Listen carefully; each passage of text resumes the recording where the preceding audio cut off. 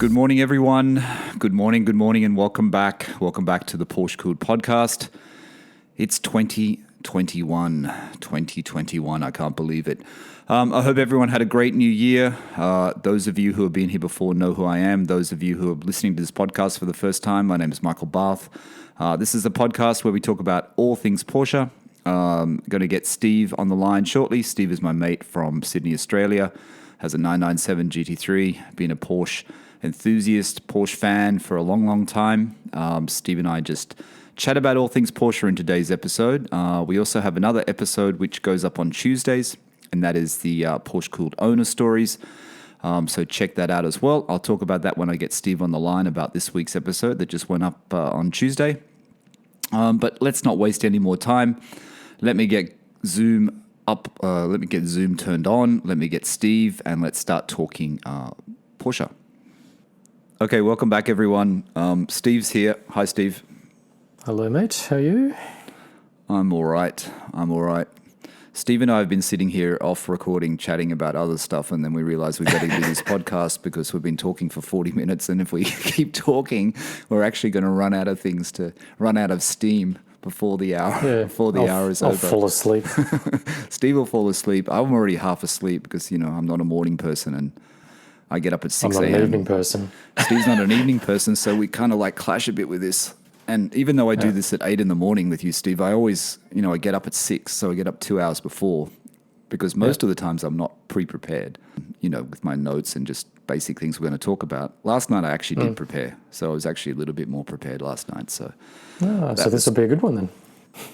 Well, I'm prepared because you're going to do most of the talking today. So, because today... You're right. Because today we're actually... I hope this is recording okay today. I really worry about this sound. My voice has been a bit flat. I apologize for that. I haven't been recording properly. No, today we're talking about, I know, something that's going to interest a lot of people, and we're going to get into it shortly, not straight away. We're just going to talk about a couple other things first. But just so you guys hang around, we're going to talk about, and you would have seen it in the title, we're going to talk about GT3 ownership costs. And who better to talk about that than Steve, having owned the GT3 now for how many years, mate? What is it? I think it's about 6-7 years, is it? Yeah. 6 or 7 years. Considering, most people switch over their cars quite quickly, and Steve used to as well, it's getting to be a long ownership journey of the GT3. So Steve has a lot of insight into things you have to look out for. But like I said to you before, Steve, there's a lot of people that own 996s or 997s. Yeah, 996s and 997s who, there's a lot of people who aspire to getting a GT3. I mean, I've spoken to quite a lot of people on Instagram. There's a couple of people I've spoken to who have actually upgraded and not upgraded, who have actually gone and bought a 996 GT3 as their first car, or I don't think it was a 997, it was a 996 GT3 as their first car. So it's. I'm just looking at. Sorry, I'm just looking at. I quickly went into my photos to look at to find a photo of. I've got my car parked in the garage on 14th of July 2014, so that's the day that I would have picked it up, kind of thing. And it was shot on an Apple iPhone 5. Oh, there you go. The iPhone tells you what year it is. Yeah, so 2014, what's that? 6 and a bit years. 7 years this year. So 7 years, sorry. 7 years. Yeah. Wow, so that's good. Yeah. That's good. So Steve's going to have quite a bit to talk about that. As usual, I just want to say thank you to, and I've noticed it on Apple reviews. As I've said before, the Apple reviews for Apple Podcasts, Apple's got this weird system. It's like Google. It's like everyone, really, where if you give us a rating or a review, we'll actually get pushed up in the search results, and people who are searching for us will come across us. I think it's pretty much okay, though, because when people search for Porsche, it seems that our podcast comes up now, Steve. So it seems to be, it's either Road to Renline, us, and Spike always comes up. And one other one. I can't remember what the other one is. Smoking Tire?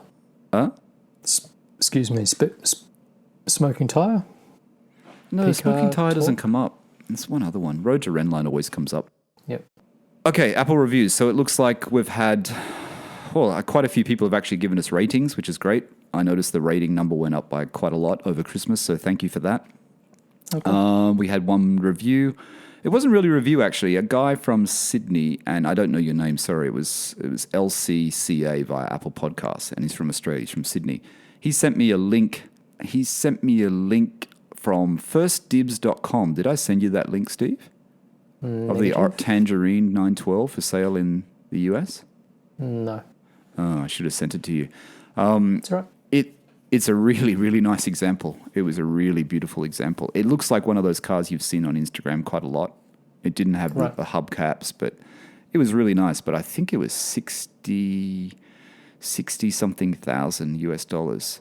It was a good link. So thank you for that. Thanks for the review and thank you for sending me that. I want to get onto 912s just in a minute. I just want to talk about 912s briefly before we get into our main chat. But and then I'll come back to that review and why I liked it. But then there's another reason why I'm getting a bit concerned about 912s. Patreon. We have another new member, Steve. Mac M. Go Mac M. I'm not 100% sure who Mac M is. I think I do, but I could be wrong. But thanks, Mac M, for joining PorscheCooled Exclusive. I think we have 19 members now, 19 odd members of PorscheCooled Exclusive. So that's fantastic. Okay. So thanks for that. Anyone else that wants to join, just go over to Patreon, search for PorscheCooled, or just patreon.com/PorscheCooled. And you just go there and it's $5 US a month just to help us keep talking. I'm not going to spend too much time on that. You guys hear that every week, so I don't want to sort of dwell on it too much, but it does actually help us. PorscheCooled owner story, Steve. Did you listen to Nick's episode? I did. And I know you want to talk more about 912s, etc. It was quite interesting to kind of hear about his experience, but the bit that got me was like, we rambled in the last podcast about just sort of like some photography tips, and then you got like a professional car photographer chatting like, what are you talking to me about that shit for? You should be talking to him about that. Yeah, I probably forgot to tell you that Nick is a photographer and he writes about classic cars and he takes photos of classic cars. Yeah. And then I think I saw one of the shots, and he's obviously very good, so it's like, what are you doing? Yeah, you saw Nick's Instagram. Nick, if you haven't watched it already, that's the PorscheCooled Owner Stories number 15, which came up on last Tuesday. Well, this week, but on Tuesday. And Nick has a 1968 912 short wheelbase in white. The 968 is a pretty unique year in the 912 because it was slightly different to all the other years because it had emissions control, different emissions, and it's slightly updated, and it's kind of like a one-off in a way. And then they sort of changed again for 69, which was the last year of the 912. He hasn't driven it yet. Nick hasn't driven it yet. I'll give away that part. It's getting worked on. He's got it in the shop at the moment, and I'm going to give a shout out to Jack actually, because that's Flat 6 Jack, which is Ajmal also takes his car there, flat cap driver. Nick's also got his car there. So Jack is obviously very sought after at the moment. Very, very good, Man, I'm sure. Busting to drive it. He'd be busting to drive it. Yeah, that picture that I put on Instagram that Nick gave me for the podcast and everything, that's actually at Flat 6 Jack. That's actually at Jack's shop. Right. And if you go to Ajmal's YouTube channel, Flat Cap Driver, he's got a video where he actually talks to Jack. He's got an interview video, which is a good video to catch up on if you haven't seen that, Steve. Or if anyone else listening hasn't seen it, just go to Ajmal Flat Cap Driver's channel on YouTube, and there's an interview there that he does with Jack at Flat 6 Jack. So check that out. It's a good one. Yeah, cool. But Nick's story was really good. I enjoyed talking to Nick. I was very envious. I think I might have told him that. I mean, he found a really good one, Steve. He did, he's a bit like me. He did so much research. He got, I forget how many photos he said.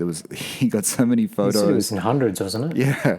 And he got the guy to do video calls with him, and he did various video calls and walk arounds, and he did all due diligence, and the fact that the guy used to sell other Americana sort of things or whatever, he checked with people that have bought from him before. Yeah.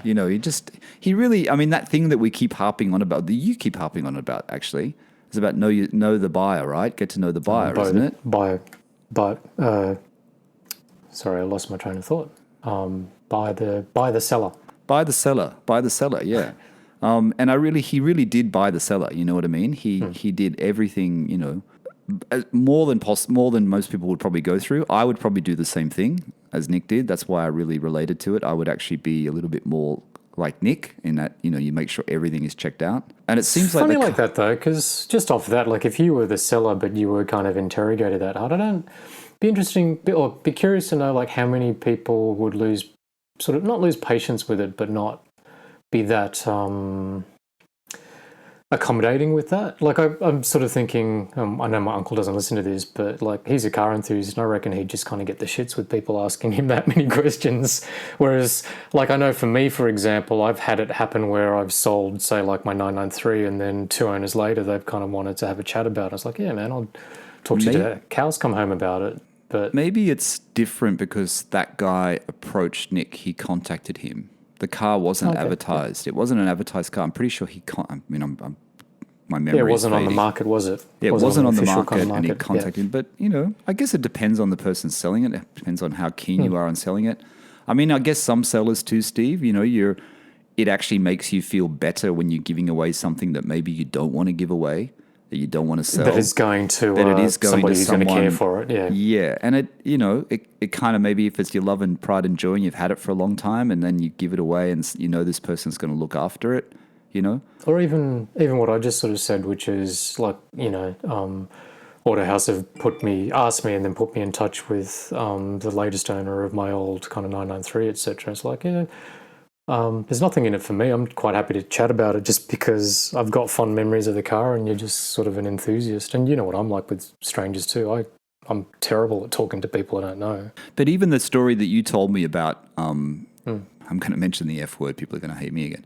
But there was a Ferrari 328 for sale at Andrea Motorini, is it? Motorini in Sydney. And Steve told me that's where his uncle took his car. And then we're just talking about when you put cars up for a consignment, you know what I mean? And you made that comment that like Autohouse got an Autohouse at Hamilton in Sydney as well. It's like before they'll take the car on consignment, they want to make sure that the car is perfect for the next person buying it or is close to perfect. So any work that needs to be done, Yep. So they inspect it. They inspect it and then they kind of basically give you a punch list of stuff that needs to kind of be done to it. And if you won't do it, then they won't sell it, basically. They won't take it on because it's their reputation. Yeah. So, and I think that's why you buy from these specialists, you know what I mean? Maybe in Autohouse Hamilton in Sydney or 911 Virgin in the UK or these sort of places, or even specialist Ferrari dealers or whoever you find out wherever you find them from, because that they've actually they're doing part of the job for you, aren't they? They're doing that part of the job with the seller to make sure that the car is up to the standard of their standard, which hopefully will be online with your standard, correct? Yep, absolutely. So that's that. But anyway, it was great having Nick on. Porsche Cooled owner stories, like I said, check that out. 1968 912 white. It's a beautiful, beautiful example.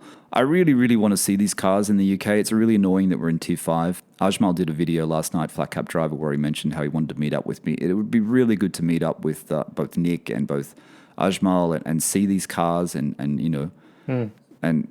meet them as well. It'd be fantastic to do that. But at the moment, London's gone into Tier 5, so that's going to be impossible. And I think it's going to be in Tier 5 and I'm going to be gone. I'm going to be back in Bahrain. So that's unfortunate. But check out Nick's Instagram at the Classic Series. Like I said, he has a Series 3 Land Rover as well. And like I said on the podcast, he's got probably the coolest two-car collection. He's got the 912 in white and he's got that Series 3 Land Rover, which is pretty cool as well. They're all the rage, aren't they?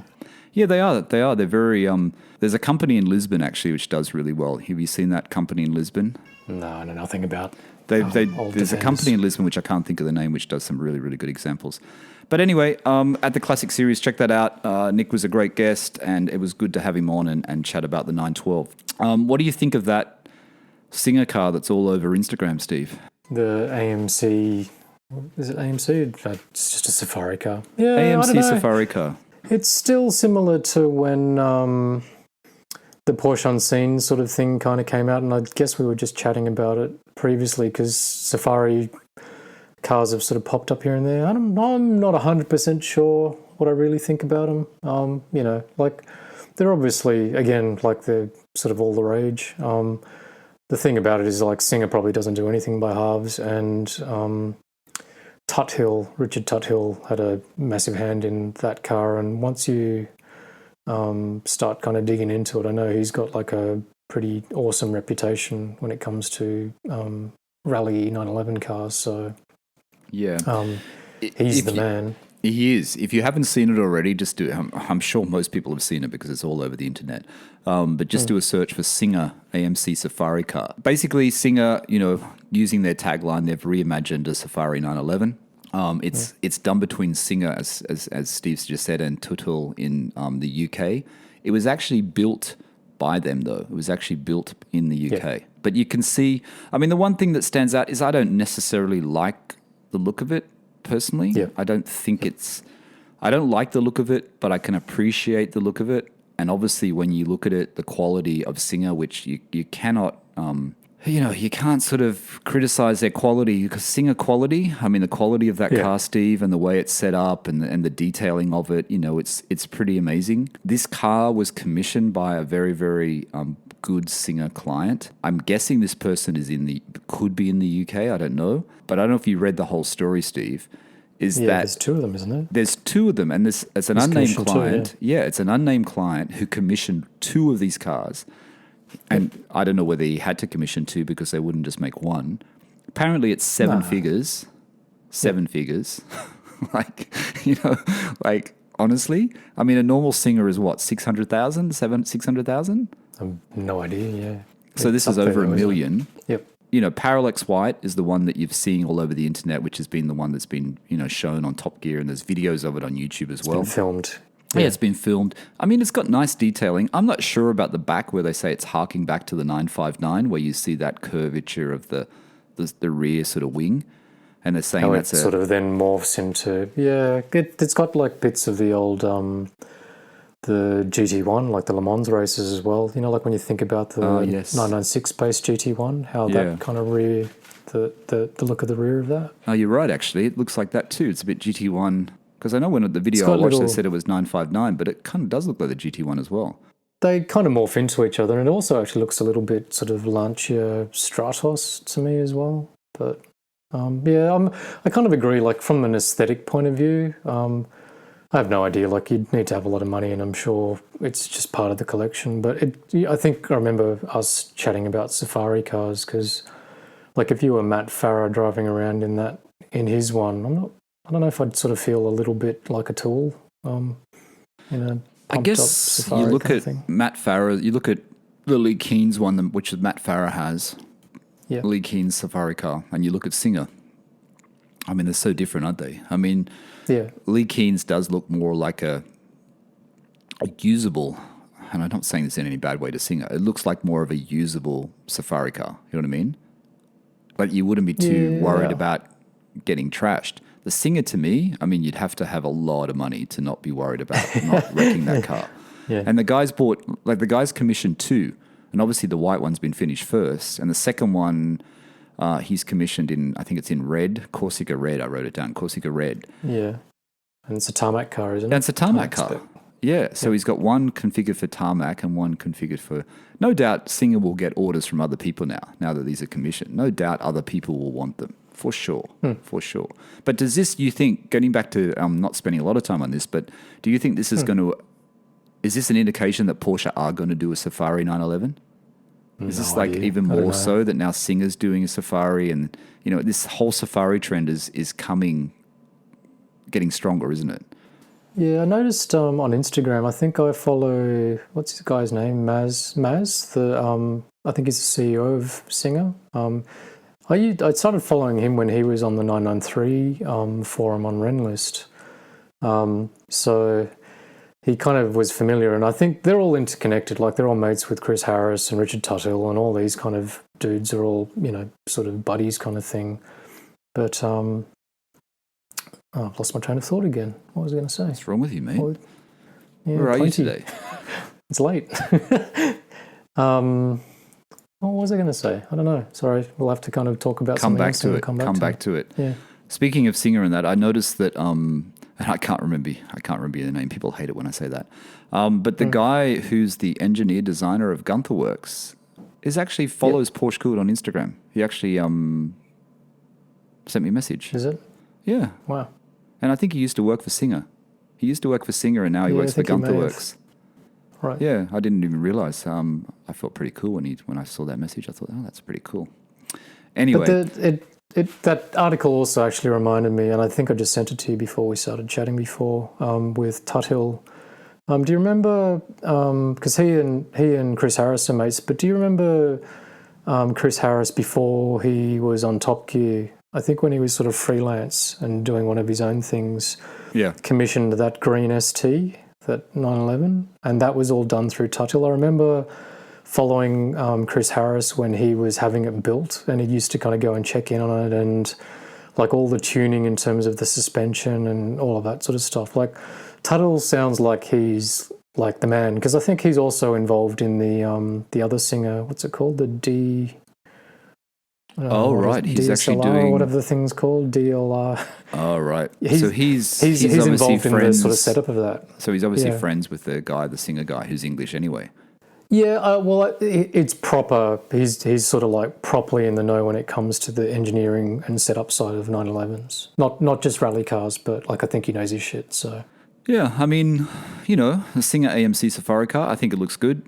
I don't think I'd want one, but I think it does actually look good. I think the detailing's good. I mean, I don't love it, but I can appreciate it. The one I can't appreciate is that Roadster concept. Oh, now I remember what I was going to say. That Roadster concept by Walter de Silva. I don't know about that. Has everyone seen that? I think it's on Piston Heads. If you do a search for Piston Heads, I sent you the link, Steve, for that one. I'm not sure if you saw that. But what do you think of that car? Yeah.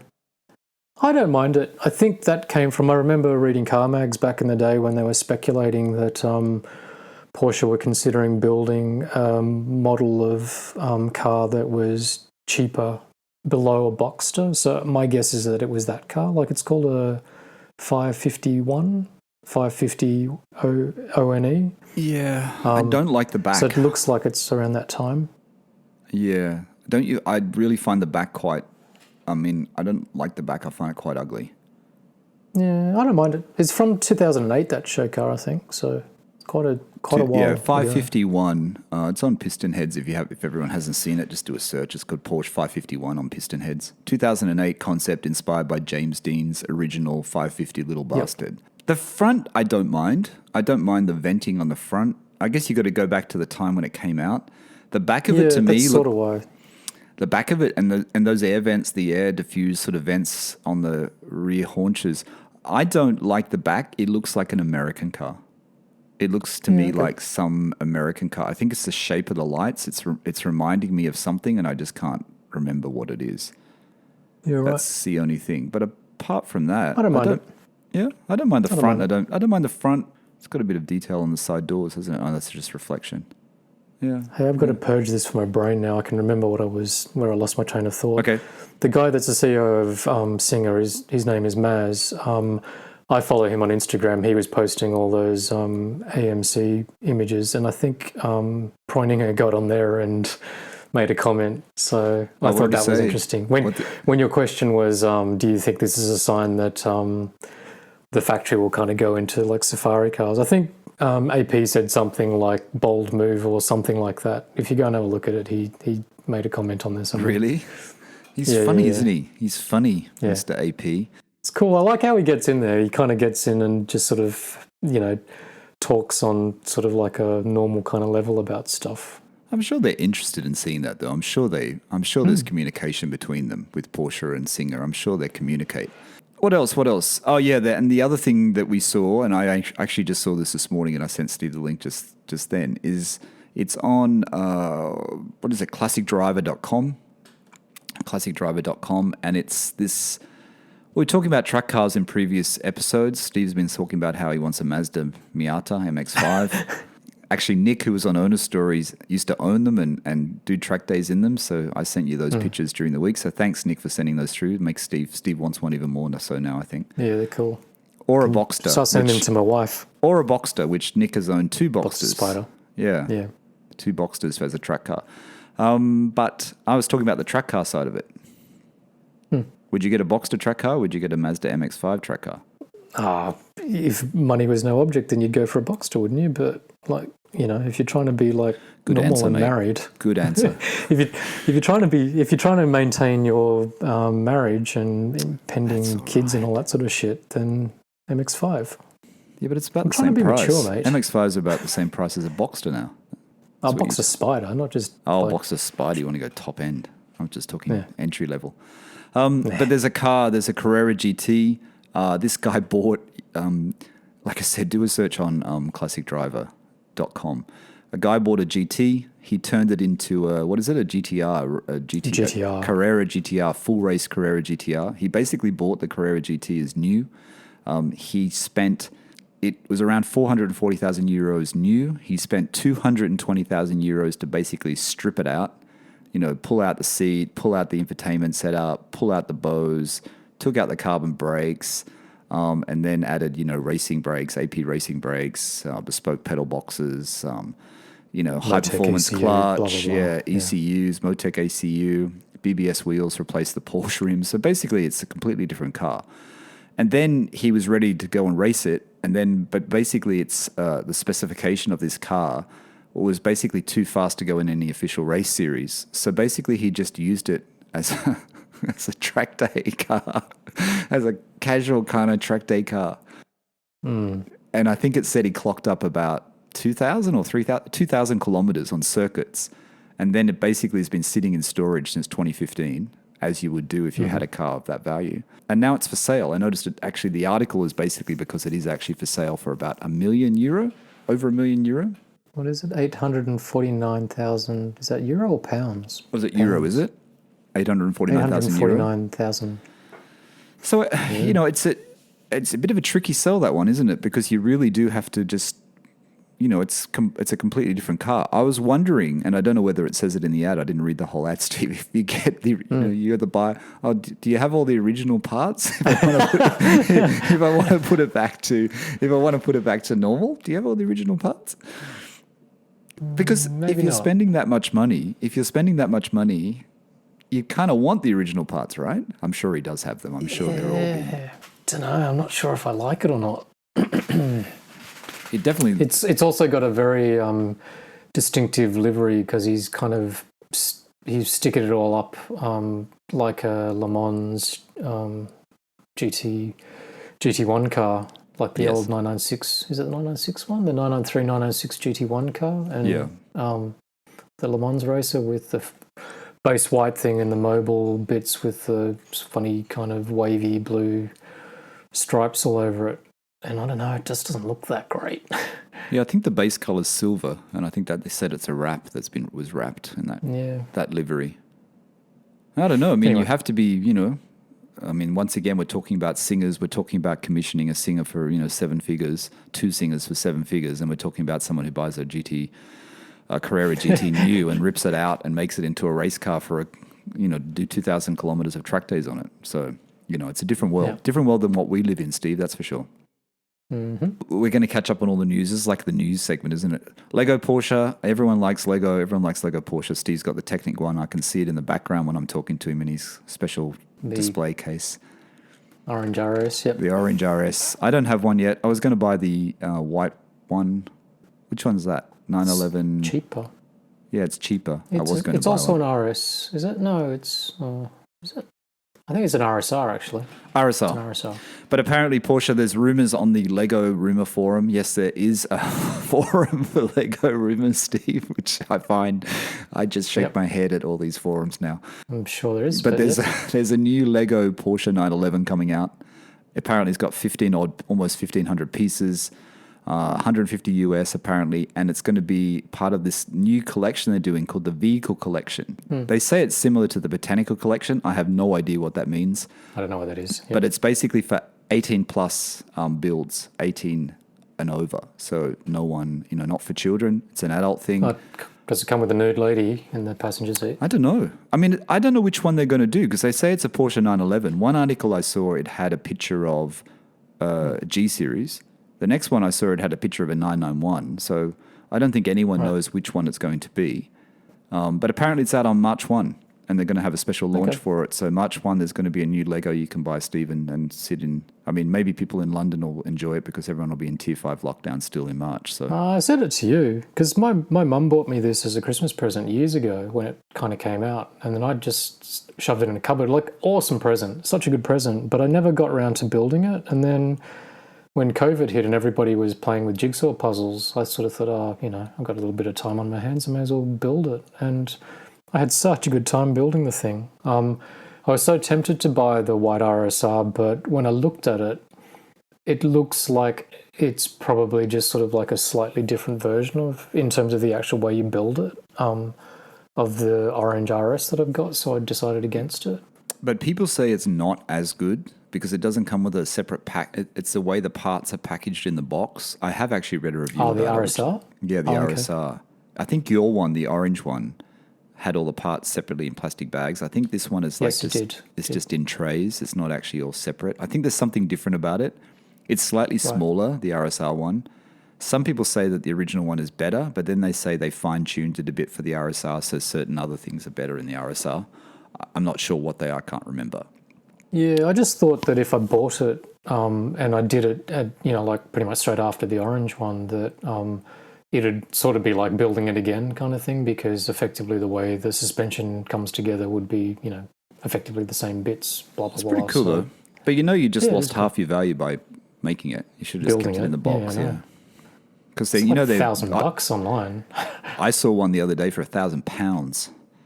Oh wow! Okay. £1,000 in the box though, but out of box and in the box, it's like watches. It's like some kind of collection, but if you bought a couple of them, they're pretty. They've gone crazy.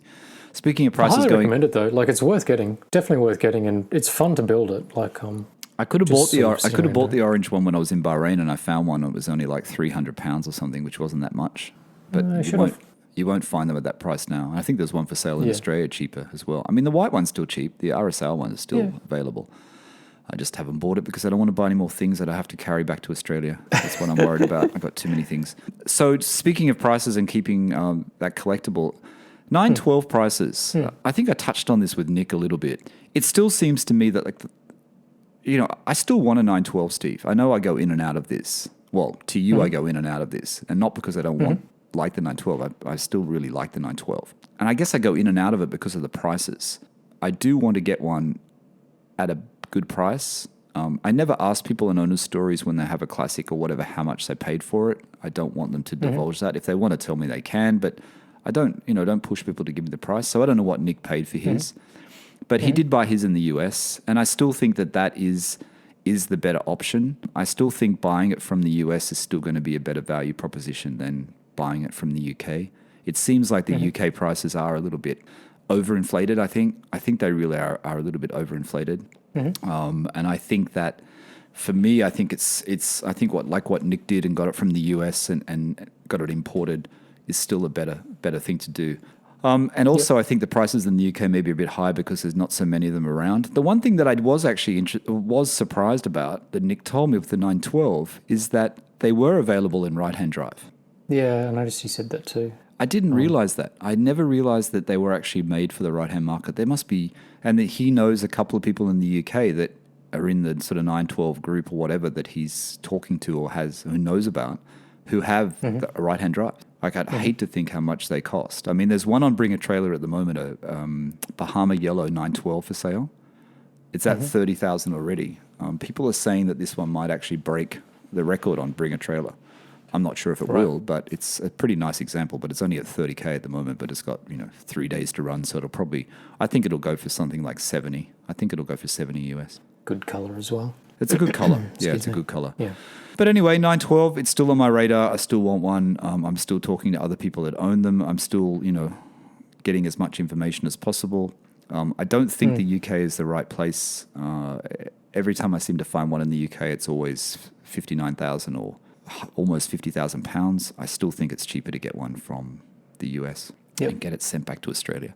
All right. What else, Steve? GT3. You want to talk about the GT3, which is what we're going to talk about today? Sure. Yeah, sure. Like I said, a lot of people earlier on. I said a lot of people who are owning 911s now, or who want to get into, who might buy a 996 or because it's a good price.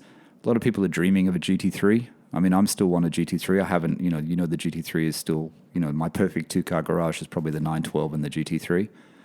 If I could keep my 997 Carrera as well, I probably would. But a 997 GT3 or a 991.2 GT3. But let's talk about the costs of owning a GT3. And I guess for the listeners, when you bought your car 7 years ago, looking back now, you got it at a good price, but the prices were still on the rise when you bought it, right? Or had they completely bottomed out when you bought yours? I don't think. Well, I suspect you can never really tell, right? Like I just remember kind of going, I sold my 993. No, I had my 993. I drove a 997 GT3 for the first time. Knew that was the right thing to do. Put my 993 on the market. Sold that. Was carless for a couple of months whilst I was kind of just trying to scope them out. And it really was just the price at the time. I didn't, it's sort of like right now, I guess you kind of go, if you want to get a GT3, a 997 GT3, what's it going to cost you? Probably about 210, 220 maybe? Australian dollars, yeah. Yeah, so at the time for me, the prices were sort of hovering sort of 150, 160, I think, was where it was at. Yeah, my memory of it is they were 150, 160, and I think there was a red one that was a little bit lower in price, wasn't there? Wasn't there one for 145 or something? Actually, can't remember, to be perfectly honest. I know mine was sort of not super expensive, but not super cheap at the time that I bought it, and I kind of just, I knew it and I went sort of straight into it and just sort of said, like, offered him very close to what he was asking kind of thing, but it was quite highly spec'd. Like, the thing about my car was that it was had quite a high spec. It was a club sport with, carbon and extended leather and some bits and pieces that might be slightly unusual, but on the same hand, like, it had slightly higher miles than maybe some of the other cars out there in terms of it was like 32 or 33,000 K as opposed to like low 20s maybe. But even 30,000 K is pretty low, really, when you think about it. It's not very high.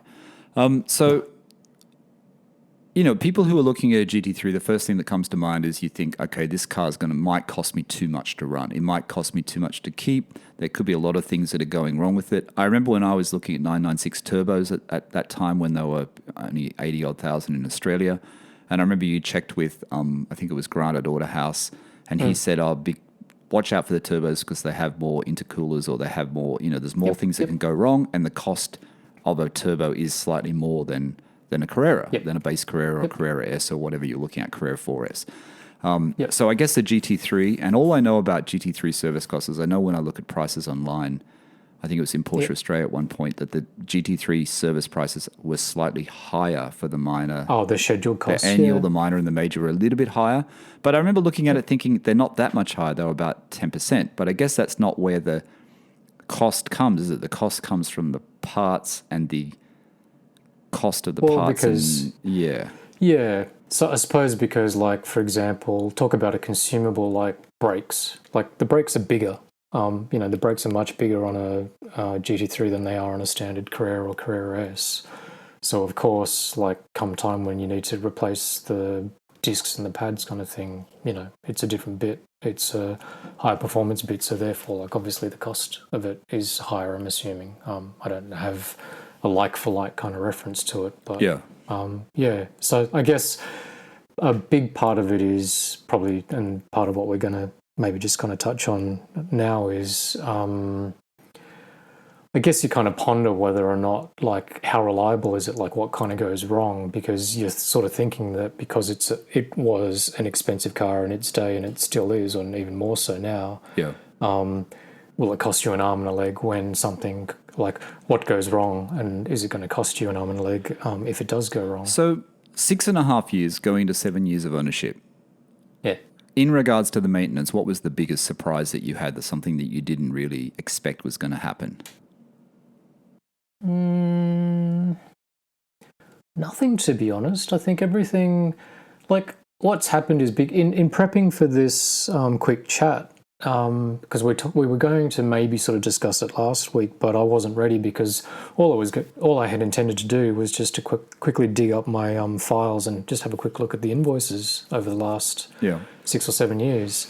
The biggest surprise for me is that it actually hasn't been as full on as I kind of thought that it was. I don't know, you once I kind of go through it, you tell me, but I actually kind of look at it and go, that's actually pretty reasonable. Like, the expense on my behalf for it has been me kind of messing around and modding and tinkering and sort of ploughing money that was pretty much unnecessary into it for fun, like, as the passion of the hobby. But in terms of sheer maintenance, like the bits that you actually kind of have to do to keep the thing on the road or whatever, it's been really good. Okay, so you bought... Surprisingly low.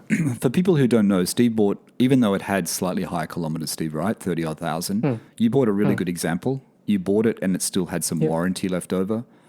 So you bought it and you did anything that needed to be fixed before you took ownership. You basically got it done within the warranty period, right? You got most things done. I'll go through that for you if you like. Yep. So just super quick, it was still under sort of the warranty, and the seller had sort of said to me at the time there was a couple of things that he was waiting on before he would get that sorted under warranty before he kind of had the car shipped up from Melbourne to Sydney for me. So the carbon centre console had a crack in it, which was kind of covered under warranty, and that was like a $9,000 part, which he had sort of replaced brand new. Yeah, okay. Mental. And then there was something else. No, there's other things. Sorry. So there were a couple of things like that he was going to fix before he had the car delivered to me. When I then took the car, I obviously took it to AutoHouse to kind of get them to sort of check what had kind of come up in the PPI, because the car was still under warranty, so I just obviously wanted to then get it sorted. Yes. In that initial kind of inspection, there was like one of the exhaust valves had failed. It's like it was stuck in the closed position. So when you press the little sports exhaust button, there was no change in the volume. That's a really kind of common thing. That is a common thing? It's a common thing. Not a big deal. Like I think it's only a couple $100 to change the thing, but that was a warranty thing for me. And then in the PPI, they had noted that there was a possible very, very tiny RMS kind of leak. Right. When it came up to AutoHouse, they kind of looked at it and sort of said, it's kind of arguable. Like if it is, it's, really, really, we can send it to Scuds, see what they kind of think, like if they sort of rejected it, it's really not a big deal, but if they kind of take it and they're happy to kind of replace the RMS, then no problem. Turned out that they Willoughby sort of said, no, we don't think it really is, and I was quite happy with it, and it's never kind of come back. So basically it was one of those sort of borderline things. So that was from a Porsche dealership in Melbourne? Willoughby. The one in Melbourne, though, who actually pinpointed that it had an RMS issue? No, that was the PPI in Melbourne. PPI in Melbourne. A place called Auto Art. Oh, okay. Yep. That's interesting that they picked that up, but nothing's happened. It's been fine since. There's no issue. Yeah, no issue. And for what... So again, RMS is something that kind of comes up as a common thing on a 997 GT3, and I think Metzger engines, so 996 turbos, 996 GT3s. The bit that I was told, I'll caveat all of this with I'm not particularly mechanical, so I'm just going to repeat stuff that was said to me and not necessarily understand it, was RMS, the remain seal leak occurs if you don't drive your car, like if it sits there a lot. So if it's not regularly kind of turned over, blah, blah, blah, then they have a tendency to kind of drop oil and weep. So the way to kind of, counter that is just make sure you turn the thing over every, week or two kind of thing and just drive it. Is it an expensive fix? Did you get any indication of what? I don't think so. It's not an expensive fix?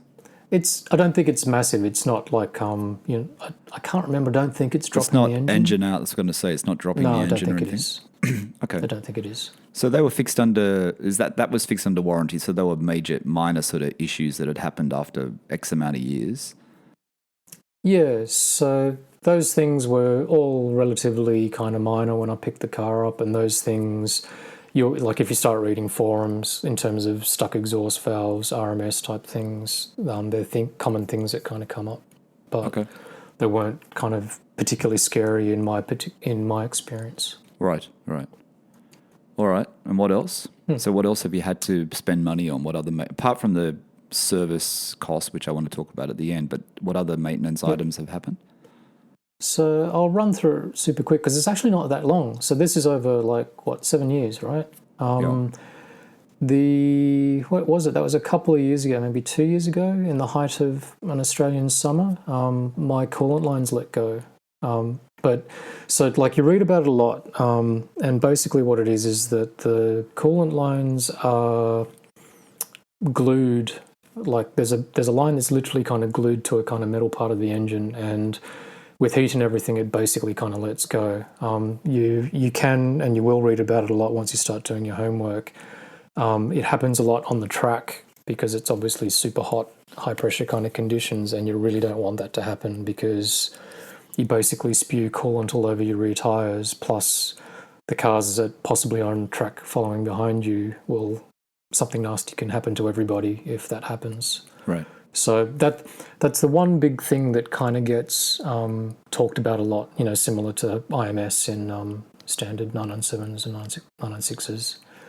It's the one thing that will kind of come up a lot, and you read about it a lot in the States, you read about it a lot in the track cars. It did actually happen to my car, but I was just driving on the road and it was a hot day in summer, and I guess like Sydney, I guess arguably is a fairly hot kind of climate.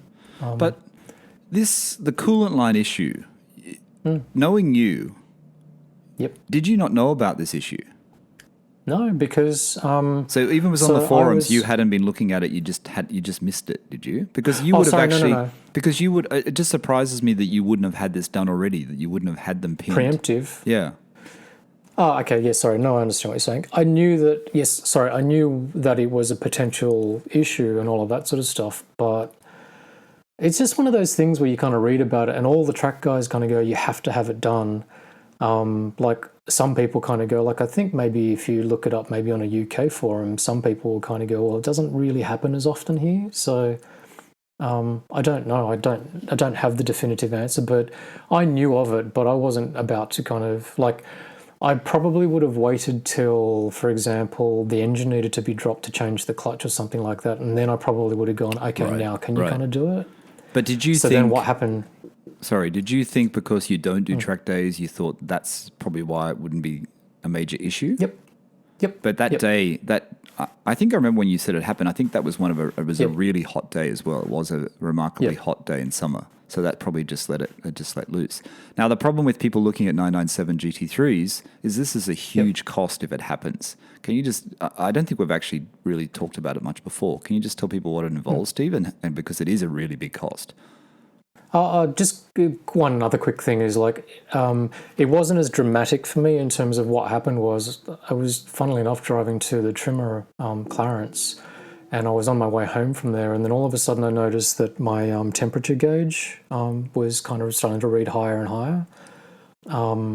And then I think I pulled over and I could kind of tell that something wasn't quite right, and I had a look under the car and I could tell that there was a little bit of fluid. I made it to Autohouse and sort of stopped there. I rang ahead, told them that I was coming. When I got there, they sort of said, yeah, we think maybe the water pump had let go. They weren't quite sure. Oh, okay. And then the conversation from there quickly is, well, do I just leave it here, or, do you want me to kind of come back and book it in properly? And they sort of said, oh, look, we don't think it's a drivable thing. Leave it here. Left it there.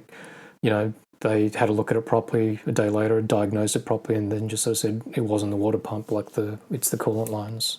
And so that conversation, when they rang me to sort of say that, I was kind of prepared for that, because like, oh, okay, anything to do with kind of coolant means that, yes, I know the water pumps do go, but I knew that there was a big possibility that it was going to be that.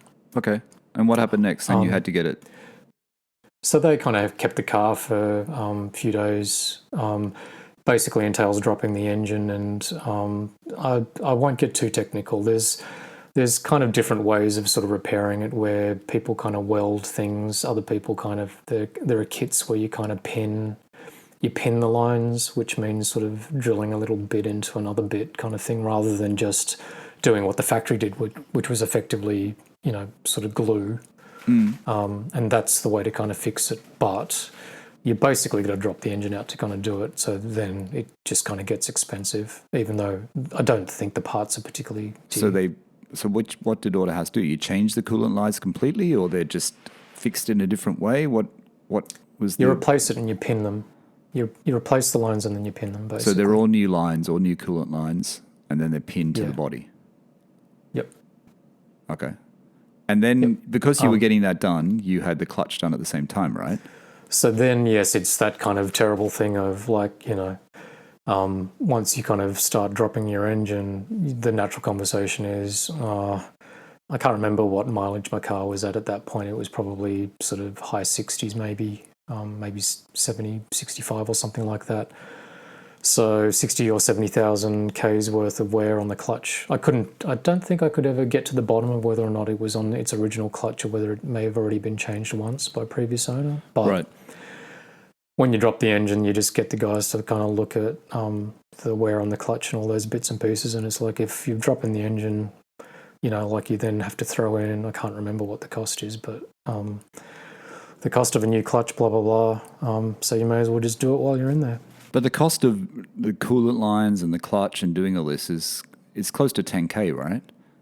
No, so I can't break it down because I looked at the invoice and I didn't. I had a few other things kind of done, like I had the air conditioning serviced while the car was in there. So I've just kind of got like a lump sum invoice. I don't have it itemized. Okay. But I think it was about 6 or 7. 6 or 7,000. But that for the coolant lines to kind of be repaired plus the clutch to be replaced whilst the engine was out. And, probably they may as well have done the minor service while they were in there. But you save a little bit of money because you did do the clutch at the same time, so you are saving on labour a bit because they're already dropping the engine, right? So it's still a more worthwhile thing to do. But your clutch had no slip before you did this? You didn't think you needed a new clutch? It didn't have slip? You just decided that mileage-wise it's going to happen soon? Yeah, there was no slip at all. You could kind of tell that it sort of shuddered every now and then a tiny little bit, but I think I'm relatively gentle on my clutches. Like, even with previous cars, it's not like I kind of go through clutches every, 30, 40,000 K. I think I'm sort of relatively gentle with the way I use my car. So apart from that, what else? There's quite a few other things, right? So that is the big scary one. Like from here on in, there's actually nothing particularly kind of full on. The other things that have been done, so in my literal kind of experience, sorry, let me just quickly go to it. The strut top mounts for the suspension in my car needed to be kind of replaced. I guess they're a consumable, and I think they're sort of like a rubber bit. So the bump stops? The bump stops? Is that what they're? Strut top mounts. Because my bump stops are gone on mine, the rubber bit, which is like a $3 part or something, but the labour is crazy to change them. Don't know. This is where my horrible lack of mechanical knowledge comes into play. Okay. But that was $1,800, so that's not exactly cheap. But I'm assuming that expensive. To replace that, you've also then, like, you're dropping something out. Plus, I think when it's put back together, you have to have your car realigned and all of that sort of stuff and reset up. So that includes a wheel alignment on top of the thing. Yep. And the wheel alignment's about $400 in Australia, around about, I think. Autohouse, I think, charged me $400 when I got it done there. $350 or $400? Yeah, I think it's about that. Yeah. I think it's about that. All right. But I don't think, put it that way, like, again, maybe the part itself probably isn't the cheapest kind of thing in the world. Right. But, yeah. They're the two kind of biggest scary bits. Then when I was looking through my invoices, I noticed that it has been noticed that the rear suspension lateral arms potentially might need replacing soon. My car's done 80,000 K. I don't think that's actually kind of happened yet, so I can't actually tell you if that's a nasty thing. But I remember Grant sort of explaining it to me once, and I just can't remember exactly the ins and outs of that. Another one that's kind of come up on the reports was that the gearbox mount has a little crack in it, so that's obviously another thing that might kind of come up. That sounds expensive. I don't know. Gearbox mount. No idea. So how is it mounted? Metal, is it? Is it metal? No idea. So he just said it's cracked, starting to crack.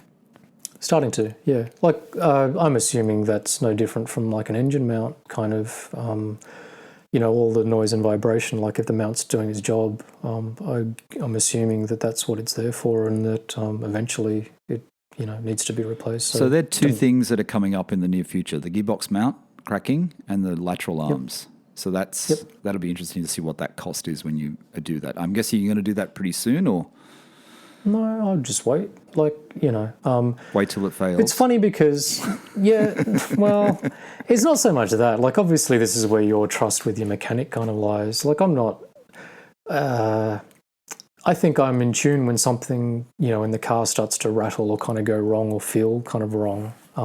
But that sort of hasn't actually kind of happened. So I'm not going to stress and worry about it and unnecessarily kind of prematurely sort of change stuff. I'd go with a little bit of, like, I'll either use my own gut feel or take the advice of Autohouse, like when the car goes in. Yep. Anything else? No. See, like from there on in, like I've had... Wasn't there something with a seatbelt? Yeah, sorry. There was two other little things, which is... Oh, sorry, I missed it. At the beginning, like my car had apparently the wrong spec battery, which caused the window function to judder, the electric windows. But that was fixed once the battery was kind of replaced with the proper sort of spec one. It wasn't a Porsche one, it was a Vata one. It's weird about the battery, isn't it? You know what I mean? Because my car has the wrong battery in it too, remember? Yep. And it was picked up on PPI. Well, that's what Grant actually said to me. And he actually said to me, don't change it. I was going to change it with a Vata one. I was getting them to do it. And he said, why do you want to change it? And this is where Autohouse are really good. He said, why do you want to change it? And I said, well, because it was coming up on the PPI and it's the wrong wattage or whatever it is. You know what I mean? I forget what it was. Something was wrong.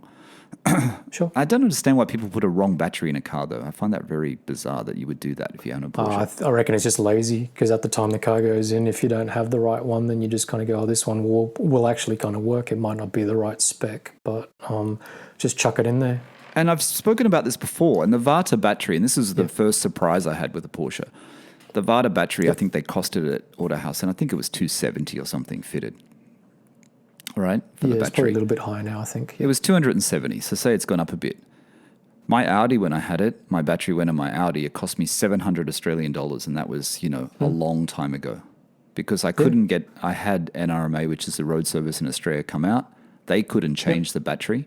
The NRMA guy put a battery on the floor in the car to get me the charge, and then followed me all the way to Audi in Zetland there, Steve. This is and then left me at Audi, and then I had to put it into Audi there because I couldn't drive the car. And I had to get an Audi battery because NRMA couldn't help me. They actually couldn't help me. And it cost me, it was actually more. It was almost $800. It was $770 for a battery. And then I get a Porsche 911 years later, and then, they tell me the replacement battery is only, sub $300. So I start to think about, I'll match your story with my 993 experience. Something very similar happened to me. I got stranded basically, and then, long story short was that the car basically had to go to Porsche Willoughby Scuds at the time to get the battery kind of done, and same sort of thing, using a factory battery plus their labour time to kind of charge it and check it and do all this kind of bullshit. And, like, this is ages ago. Like, I think it was like $750 for a battery. Yeah, no, it's crazy. Yeah. So the moral to that story is don't have your battery changed at a Porsche dealership. It's just complete bullshit. And the Vata batteries are really good batteries for Porsche. That's what most people use, right? Most people use Vata. I think there's another brand they use too. But I guess when I get back to Sydney, I will change my battery.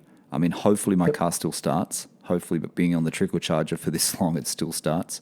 I mean, I worry about, we're talking about maintenance of the GT3, but I'm worried about maintenance of mine. I'm worried if the tires are going to be okay.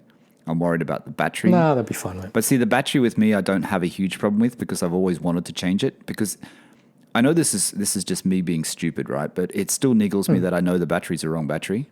Like I know that that's not corrected, and I've always wanted to correct it. So in the back of my head, I want it to fail. I want it to fail so I can replace it.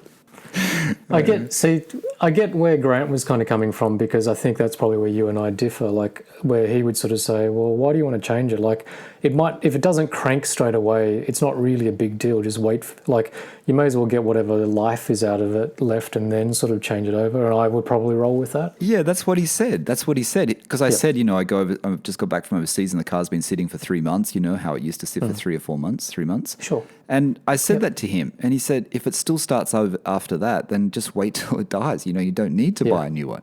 And it's good advice. And it was the same advice with the brakes, you know. My car had the PPI done. The brakes had they were down to apparently the lowest, you know, diameter, which was bullshit from Porsche South Sydney. And, you know, 4 years later, my brakes are still okay. And Grant said the same thing. Why change them? Just wear them down till the indicator comes on. When the warning light comes on, you've still got enough pad left anyway. And then we can change them then. Yeah, look, I think that's the difference between an independent and going to a dealership. The dealership will tell you that, like, all this stuff needs to kind of be done. Whereas, you know, like if you kind of get somebody that gives you sound advice, like he's not telling you not to do it. He's just sort of saying to you, you can wait if you want. And I'm of that mind, which is, you know, I don't...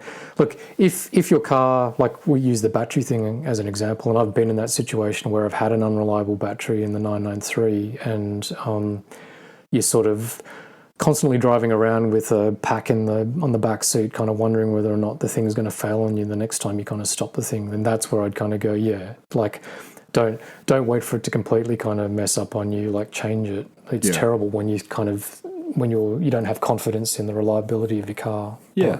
But, I mean, it's a good feeling when everything's working properly. That's when you feel good in your car. That's where you really enjoy it, when everything is working properly. So apart from that, Steve, no other maintenance, apart from the annual service, the minor service, the major services that have been done, there's nothing else that really big maintenance items. And there was, the only other thing that failed was, as you just mentioned before, was the seatbelt receptacle kind of failed. Like the driver's side seatbelt, the little thing with the red button on it. Even then, when you clipped your seatbelt in, it would throw like a warning on the dash, like the seatbelt sign wouldn't go out. Autohouse had to fix it for me because that sort of was a safety item, and I think I was asking them to do my rego check at the time. They felt guilty for sort of saying to me, "Oh, look, you're going to have to change that, and it's an expensive bit that we have to kind of source from Porsche." Was it a lot? I can't remember exactly. Yeah, it was a few $100. Right, but it won't pass rego, right? Those sort of things, you won't get registration passed in New South Wales if you don't have all those safety things intact. Yeah. And I wanted my car back, so it's just like, yes, just go and order it. I understand, kind of thing.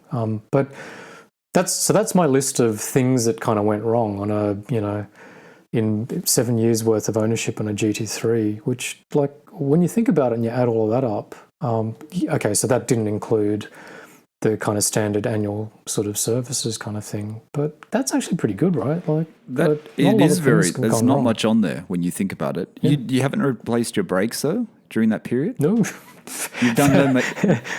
No, I haven't done my brakes. No, that's insane, isn't it?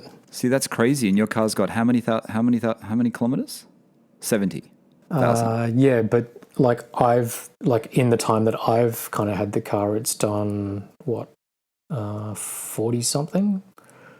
So I can't remember where, like, if the pads and discs were brand new, like when I actually kind of took ownership of the car. So they may have just been changed. So maybe that's coming. Yeah. Maybe that's coming.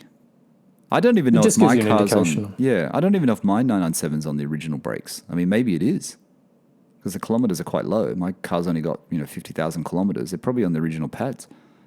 Rotors. I know I'm kind of pretty gentle on brakes as well, just from previous kind of car history. That's because Steve drives fast.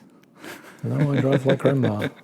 But when you look, it's to your initial question, which is like, oh, what do you think? It's like, oh, there's no massive kind of horror stories. Like the coolant lines is scary and it's expensive. That was sort of one of those things. But overall, I'd kind of go, either I'm very lucky, or if that's an example of an ownership experience with like what things kind of go wrong, it's a pretty good sort of thing. Exactly. If that's what you've got in store for you when you buy a 997 GT3, with normal sort of kilometers, not low kilometers, just let's call them normal kilometers. That's pretty good, mate. I mean, of course the car had a bit of track time on it too, and it had track time from the previous owner. I mean, like Steve said, the main thing is that coolant line repinning. If you're buying a GT3. Get a PPI and get them to check that coolant line thing, because that is the thing that's gonna kill you if you buy that car new and then you have to get that done straight away. It's still a big cost if you haven't factored it. You kind of brace yourself. Like, I don't know, like even just psychologically in my head, because I knew that was an issue. As soon as I had that kind of warning and I knew my kind of engine temperatures are going up, and then we were starting to talk about coolant things at Auto House. It's like, oh, okay, here we go. And then when the bill kind of comes along, when you get the phone call and they kind of go, oh, so how much is it going to be? And you start talking multiple thousands kind of thing. Yeah. I don't know. You just kind of go, oh, okay, yeah, you know, like Has to be obviously I done. want my car sorted. Yeah, and it's worth it. It's obviously, you know, it's obviously kind of dear, but when you take a step back in the grand scheme of things over 7 years, you know, like the amount of money that it's required to beyond just normal servicing, which is what we've talked about in the past in terms of a major service and a minor service, like your annual oil and filter changes, brake fluid, you know, air filters, blah, blah, blah. A GT3 versus like a standard Carrera or Carrera S, I believe is not a great deal more. It's not, you know, no. And I think there's nothing kind of fancy about that in terms of the servicing. I think it's like 5 to 10% more.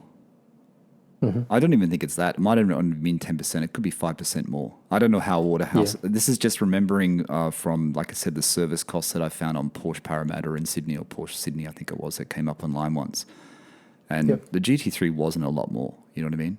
It could have been $100 more. Like compared to the major, so say the major service was $1,900 on a 997 Carrera. The GT3 major service was, you know, $2,100. So maybe it's 10% more. I'd agree with that. Yeah, it's about $2,100. So if you're looking at a GT3, you know, I mean, you can do these searches. You can get this information beforehand anyway. Most dealers will tell you how much the services are for the annual, the minor, the major. But it's minimal. It really is minimal. For the car that you're getting, for the sort of car that you're getting, a GT car, and the fun you're going to have with that car, it's not a lot more. And as you see, it's pretty good going. Yeah, and from you, Steve, you know, it's been a really reliable car. You've owned it for 6.5 years. You drive at one point there. You were driving the car as your daily. You had it. You were dailying it there for a while, which you put a few miles onto it because of that. So when you think about which meant driving in traffic and stuff like that as well. Stop-start traffic in Sydney, which is terrible. Yeah. So, you know, when you think about that, it's a very reliable car. And we keep coming back to Porsche, and this is one of the, it's not just the design, it's not just the you know, the heritage, it's not just all of that we love about Porsche. It really is a well-engineered, and it really is, they have issues like the IMS and then, you know, the GT3 engines catching on fire, but it is, in general, you know, compared to other marques, it's a very reliable car. It's a very reliable sports car. Well, if I compare that, if I was to kind of line that up against what I know of, you know, like my 1M experience, or, you know, my parents have a C63, a 2010 C63 AMG, or my uncle's kind of got like various other performance cars. Just massive generalization. Like the GT3 experience is no scarier, and possibly maybe like or less scary than some of those other kind of performance marques, in my opinion. How did the and I know you probably won't remember, but how did the 1M servicing prices compare to the GT3? I mean, I know you went to an independent for the BM as well, so how did they compare? It's a similar thing. Bit hard to, because I guess I didn't have the 1M for that long, did I? Can't remember, maybe about 3 years.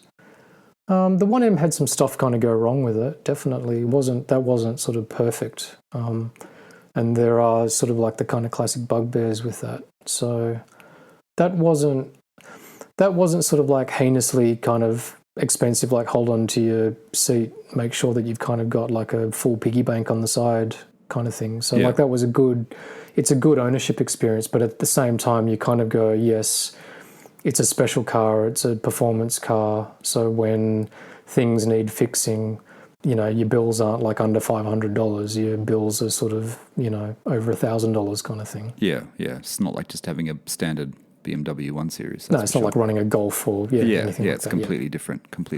It's up in the GT sort of way. All right. Anything else, mate? I think we might call it a day.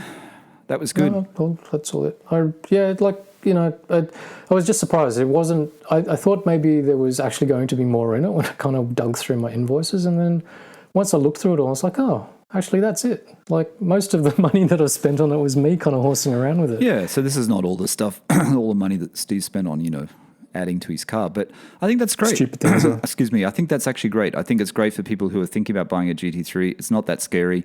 Like you said, don't be turned off by, you know, people saying a GT3 is not for you, like your uncle, and then don't be turned off by the running costs of a GT3, because compared to the sort of car it is, And I think what you said then is a very good point. Like even with the 1M, you can't compare it to like the cost of servicing a Golf. It is a GT3, you know what I mean? And you have to think the GT3, the service cost, you have to think of cars in that same league and what you would pay for maintenance and the reliability of those cars. And when you compare it to that level, the GT3 is pretty good.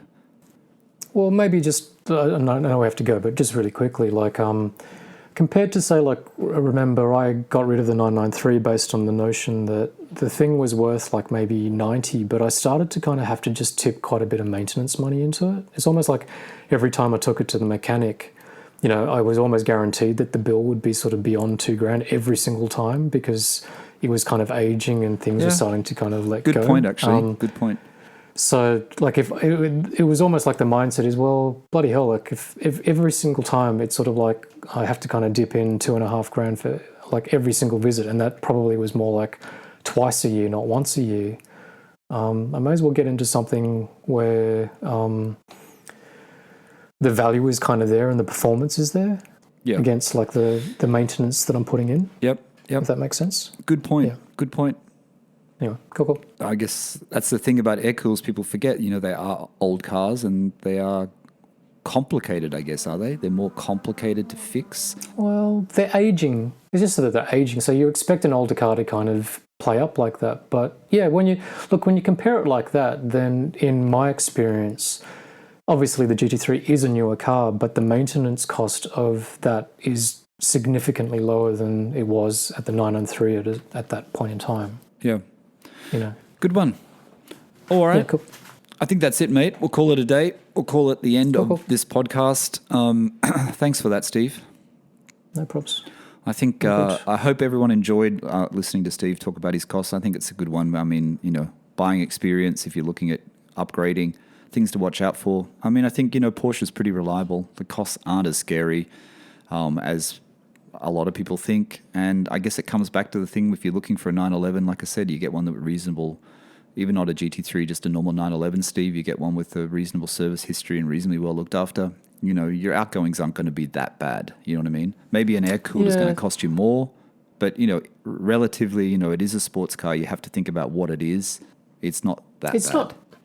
It's not dirt cheap, like, you know, let's not be kind of silly kind of thing. It's still cheap. Like an expensive thing, but it's just not as scary as I think that some people potentially might perceive it to kind of be. Yeah. It's all about research. It's all about being prepared and knowing what you got yourself into, really, isn't it? You know? Yeah. It is a sports car. It is yours is a track car. Track focused car. It doesn't go on the track. It doesn't go on the track. Yeah. All right. That's about it for today. Thanks, mate. All good. We'll Take talk care. soon. Have a good week. week. You have a good one too. I've kept Steve a bit late today. We started off late. But anyway, that's it for today. Thanks for listening to the PorscheCooled Podcast. Thanks to Steve again for sharing his GT3 maintenance cost, his costs of upkeep of the GT3 over the last 6.5-7 years. Make sure you catch owner stories with Nick. Do a search for that. There's lots of owner stories to listen to. Like I said, Nick is number 15, but check Nick's out. That was this week's episode about the 912. And that's about it. Thanks for listening. Bye for now.